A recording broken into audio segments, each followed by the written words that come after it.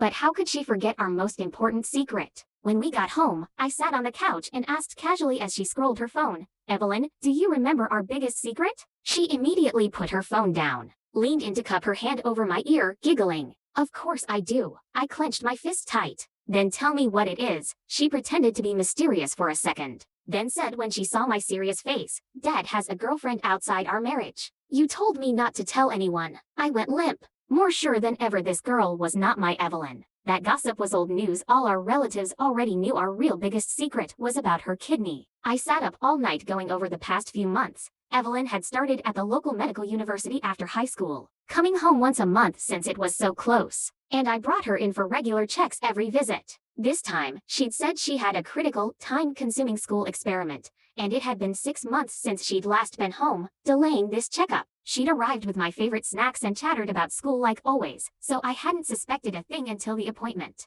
The next morning, she appeared in a brand new athletic set, tugging me toward the door for a morning run. I did love morning runs, and Evelyn always tagged along when she was home. But she never actually ran. She always rode her electric scooter alongside the path or waited for me at the finish line. Because I'd warned her strenuous running was too risky with her single kidney, this girl challenged me to a race and took off sprinting, never knowing my real daughter would never run with me. I didn't confront her, scared I'd put the real Evelyn in danger. That evening, her birthday, I made a meal and bought a cake, and spotted the diamond bracelet I'd saved for months to buy her for 18. Its stones looked recently reset, with one clearly missing. I snuck out to call her best friend Charlotte, but a hostile man answered saying Charlotte had gone abroad and to stop calling. I called her advisor, who said Evelyn had taken 2 weeks leave for an experiment at the remote Singularity Lab on the North Mountain, and hadn't been back to class since. I left a note pretending to leave for a work trip, drove 3 hours to the mountain, hiked 2 hours up to the overgrown, rusted-shut lab,